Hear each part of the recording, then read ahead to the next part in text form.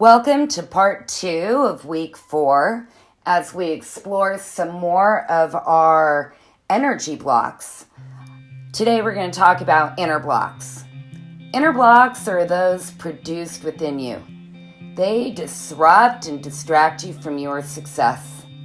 They can be beliefs you have about your world and your environment, ways in which you apply and integrate your past experiences into the present moment, interpretations you create about events and people, and that inner critic that derails your attempts to achieve and accomplish your goals.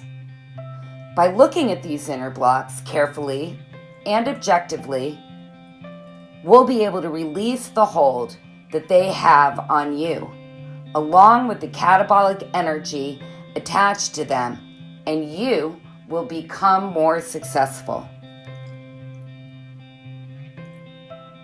Limiting beliefs hold you back from success. If you do not believe something is possible, you are not likely to attempt it. Even if you do attempt it, you won't devote much energy to achieving that goal. More often than not, you accept a limiting belief as true because you've learned it from someone else, from something that happened to you, or from another authority, such as the media, a book, or a movie, or a chatty friend. Limiting beliefs are general beliefs about the world, your environment, and situation, and the people around you that stand in your way. Here is a classic example of a limiting belief. Up until 1954, it was commonly held that running a mile in under 4 minutes was impossible. Moreover, physiologists believed it was extremely dangerous even to attempt it. Yet, on May 6th of that year, Roger Bannister crossed the finish line in 3 minutes and 59.4 seconds, thereby disproving the myth forever. Of course, it's remarkable that Bannister accomplished his feat. It required that he completely ignore the prevailing limiting belief and construct an entirely different belief system for himself. What others saw as a limitation, he perceived as an opportunity. And once he disproved the presumed limits of the human body, less than 2 months later, another runner, John Landy, broke Bannister's record with the mile dash of 3 minutes and 57.9 seconds. What's more, within just a few years, dozens of runners were leaving the 4-minute mark in the dust. There are many ways to challenge limiting beliefs. Among these, we can provide evidence to the contrary. We can explore what effect the belief has on you, on your life, and look for proof of its truth or lack of proof. Modify the belief or aspects of the belief to better serve you. In addition, simply examining the belief with questions like, how true do I believe that is? And the rhetorical, where did I get that idea? Can also work remarkably well. The second inner energy block are assumptions. An assumption is believing that because something happened in the past, it is going to happen again.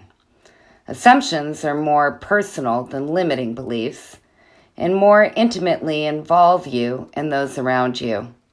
Therefore, there is more energy associated with an assumption than a limiting belief. An example of an assumption could be this. You might ask someone out on a date but get turned down. As a result, you might assume that when you next ask someone out on a date, you'd meet with the same rejection. But this has happened once. You conclude that it would always be the case. This assumption, in turn, might prevent you from asking anyone out ever again.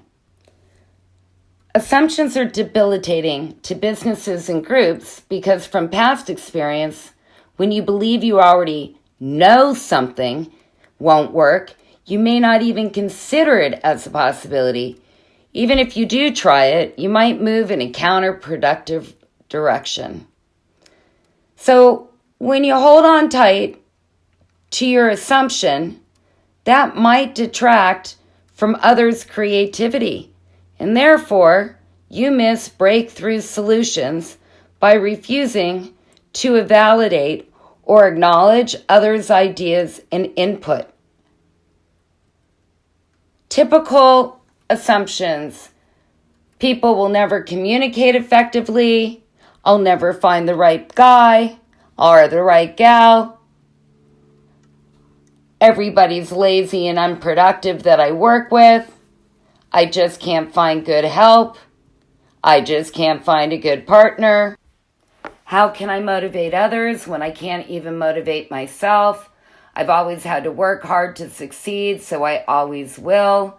I'll never have enough money, so I'll never have a good enough job to have enough money. It's hard to teach old dogs new tricks. In order for me to succeed, I have to put myself first. My child will never be good at math. I'll never be truly successful. So I want you to think, what assumptions are you currently living with and are holding you back and others back? The main question to ask when challenging an assumption is simply, just because it happened in the past, why must it happen again? Challenging assumptions can sometimes be more involved than challenging limiting beliefs. And this is because limiting beliefs are usually created from what we've been told, while assumptions are primarily based on personal experience. As a consequence, assumptions are usually more internalized and emotional for us than limiting beliefs. The result is that we may strongly resist letting go of the assumption. Delving deeper to remove the emotion of the past experience may be necessary before moving forward.